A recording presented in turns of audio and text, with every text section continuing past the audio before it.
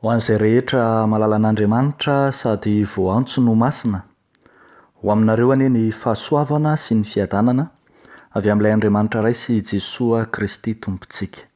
Amen. Hivavaka isika ry havako. Andriamanitro rainay be fitiavana, rainay be famondram-po, rainay be fiantra, ilay Andriamanitra tia dia tia tokoa ka maneho ny fahatsarana rehetra aminay. Endre ny fahatsiarovanay ny tombonandro omenao anay. Ary ankehitriny izahay hiaino sy hamaky ny teninao, dia velombeloma Tompo ny fanahinay, handray tsara ny teninao hitoeran'izany amin'ny finoana ty anatinay tsiraray avy. Dia amin'ny anaranao Jesosy Tompo no naovanay izany vavaka izany. Amen. Ry havako malala, ny nofinaina voalahatra ho antsika indray amin'ity andro anio ity dia izay hitantsika eo amin'ny filazantsara araka ny Luka 7 andininy 1 hatramin'ny 10. Vakiana ary amin'ny anaran'ny Tompo manao hoe: ary rehefa vitan'i Jesosy teo anatrehan'ny olona izany toriteny rehetra izany, dia nakany Kapernaomy izy. Ary ny mpanompon'ny kapiteny anankiray izay malalany dia narary efa ho faty. Koa raha nahareny amin'i Jesosy ilay kapiteny, dia naniraka loholon'ny jiosy akeo aminy hangataka azy mba ho avy ka hasitrana ny mpanompony. Ary rehefa tonga teo amin'i Jesosy ireo, dia nangataka mafy taminy ka nanao hoe miendrika ny hanaovana izany izy, satria tia ny firenentsika izy, sady izy no efa nanao ny sinagoga ho antsika. Ary Jesosy nandeha niaraka taminy. Ary efa mimbity eo akaikin'ny trano izy, ilay kapiteny dia naniraka sakaiza hitsena azy ka nanao taminy hoe: Tompoko, aza manahirana ny tenanao ianao, fa tsy mendrika hidiranao ao ambanin'ny tafotranoko aho. Koa na dia ny tenako aza dia nataoko fa tsy mendrika akeo aminao, fa mitenena ihany dia ho sitrana ny ankizilahiko. Fa izao koa mba lehilahy manan-dehibe ihany, ka manana miaramila izay feheziko, koa hoy izao amin'ny anankiray mandehana, dia mandeha izy. Ary amin'ny anankiray koa avia, dia avy izy. Ary amin'ny mpanompoko ataovy izao, dia manao izy. Ary ny nahare izany Jesosy dia gaga taminy, ary dia nitodika izy ka nanao tamin'ny vahoaka izay nanaraka azy hoe: lazaiko aminareo fa tsy mbola nahita finoana lehibe toy izany aho, na dia tamin'ny Israely aza. Ary noho ny tafaverina tao an-trano ireo iraka ireo, dia hitany fasitrana ilay mpanompo. Ray Masonao manamasinanay amin'ny fahamarinana, ny teninao no fahamarinana. Amen. Ry havako malala ao amin'ny Tompo, ity nofinaina ity dia mampiseho antsika ny tantara niseho tamin'ny vanim-potoana nahatsara laza an' Jesoa Kristy Tompo. Nisy vanim-potoana manko Jesosy tena nalaza, ary maro ny mpanaraka azy. Hitantsika ireo toriteny izay nataony tany an-tendrombohitra, ary ambara eto amin'ity nofinaina ity aza fa nisy vahoaka nanaraka azy, nanaovana indrindra tany Kapernaomy, nanaovany asa samihafa niditra tamin'ny vanim-potoana nahatsara laza azy ny Tompo. Eo anatrehan'izany dia maro no mangetaheta sy te hanatona ny Tompo, ka manome ohatra fakatahaka ho antsika ity kapiteny izay marary mpanompo ity. Lesona ho antsika ry havana dia ny hoe: raha manatona ny Tompo isika, dia asehoy amin'ny fanetretena fa mendrika ianao.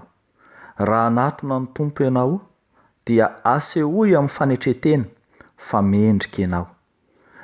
Eo amin'ny 1 hatramin'ny 9 dia hitantsika fa manana fahamendrehana hiavahana amin'ny hafa ity lehilahy kapiteny ity.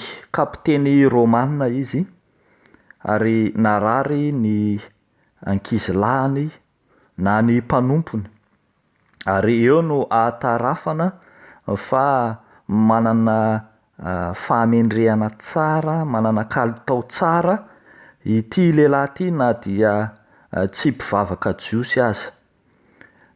Marary ny paralysisa ho ny filazantsara matitoko fahavalo i mpanompony, mijaly loatra ho ny voalaza, ary eto dia ambara fa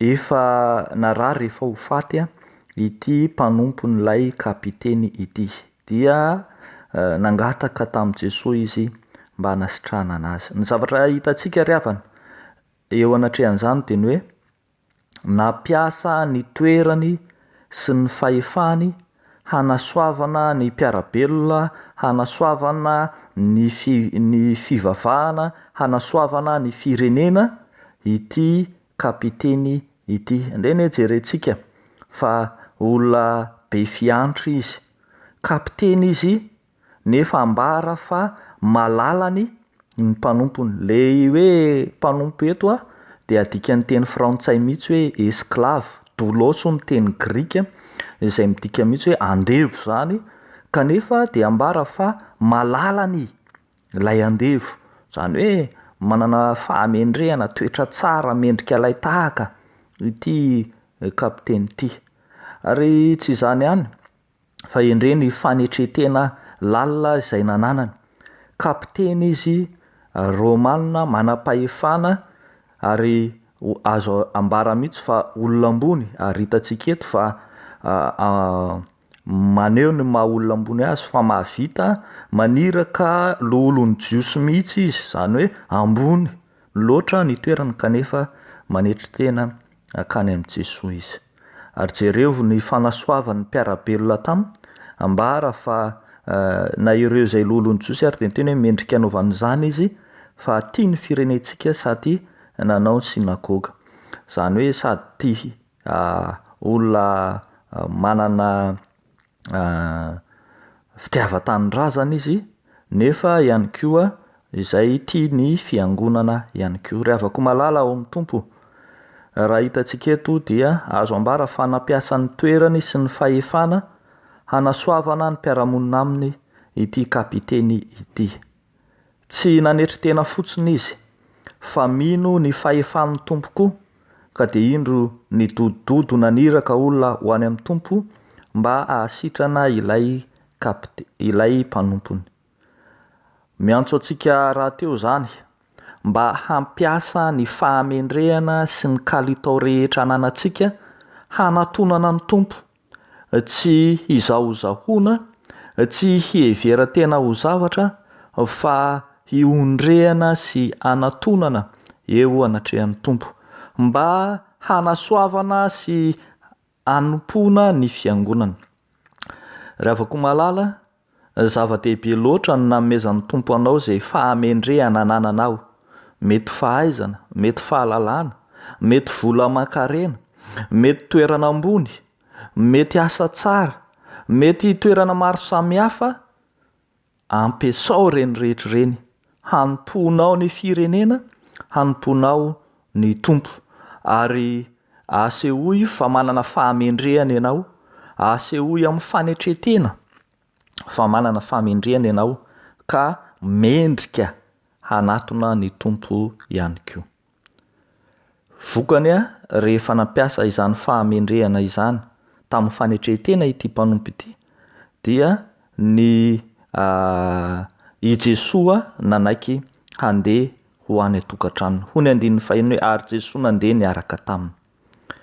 Fa ny zavatra faharoa izay hitantsika ry havako eto amin'ity soratra masina ity dia ny hoe raha manatona ny tompo dia asehoy fa misy dingana hirosoanao, asehoy fa misy dingana hirosoanao.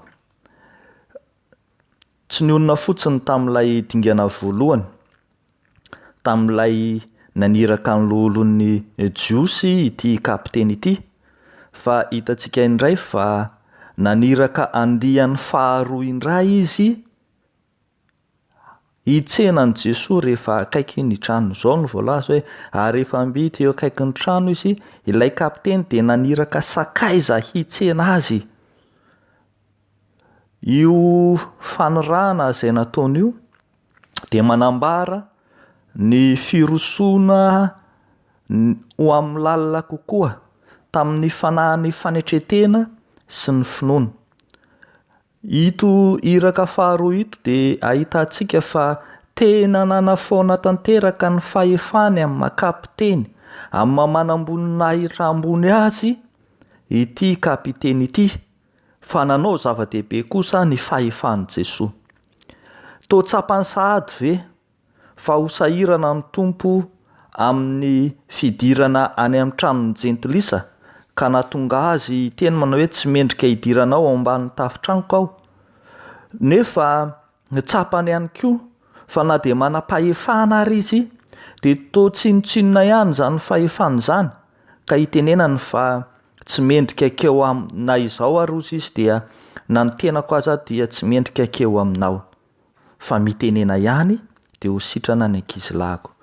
Ry havako, ny marina kokoa de zao, naneo miariary ny fahotana lalina indrindra tao anatiny, nanao dingana ny rosona tamin'i Jesosy ny atsipirian'ny fiainany ity kapiteny ity, ary teo anatin'izany nanehoany fa vonon'izy tsy ny anasitrana ny mpanompony fotsiny ihany fa ny ino an Jesosy koa aza. Hitantsika eto ny vokatrizay nankasitrahan'ny tompo tamin'ny fomba miariary no de rain'ny tompo apahabe maso tamin'ny alalan'ny fanambarana mezinezina ny finoana tao amin'ity kapiteny ity, ka ny tenen'ny tompo hoe lazaiko aminareo fa tsy mbola nahita finoana lehibe toy izany aza aho na de tamin'ny Israely aza, ary de sitrana ilay mpanompo. Ry havako malala ao amin'ny tompo, mandrakarivotsika rehefa te hanatona ny tompo dia manatona amin'ny fomba hita maso sy amin'ny endrika ivelany fotsiny ihany, fa manatsahatra na tsy miezaka akory hanao dingana hirosoana eo anatrehan'ny tompo marina tokoa. Te hanatona ny tompo isika fa tsy te hiala amin'ny fahotana. Te ho any an-danitra isika fa mbola mitafikitra amin'ny rehaka maro amin'izao tontolo izao. Ny soratra masina dia milaza fa tsy afaka miaraka ny fifikirantsika amin'ny ratsy sy ny fanatonana ny tompo, fa mitaky antsika hanao dingana hanapa-kevitra hiala amin'izay mihazona antsika ka ho any amin'ny tompo marina tokoa.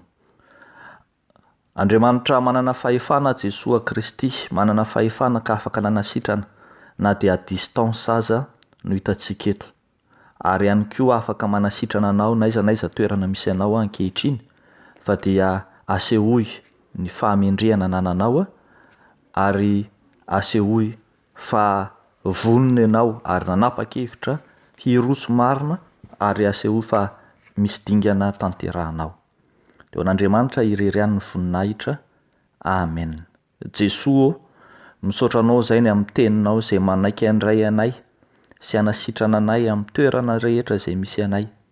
De ino ray manatona anao ankehitriny, mitondra ny otanay, ny fahotanay, ny tsy fahamendrehanay, ny fizahozahoanay sy ny fiheveran-tenanay ho zavatra, ny fanatononay anao entinay eo anatrehanao zany. Fa mino zahay fa andray anay tokoa ianao. Ankehitriny ary Jesosy de raiso amin'ny fitiavanao ireo mpanota maro zay manatona anao ankehitriny. Avaozy ny fiainany, tolory fahamendrehana, ataovy mahita ny fiadanana araka ny teninao. De amin'ny anaranao Jesosy Tompo no azonay manao sy mangataka izany vavaka izany. Amen.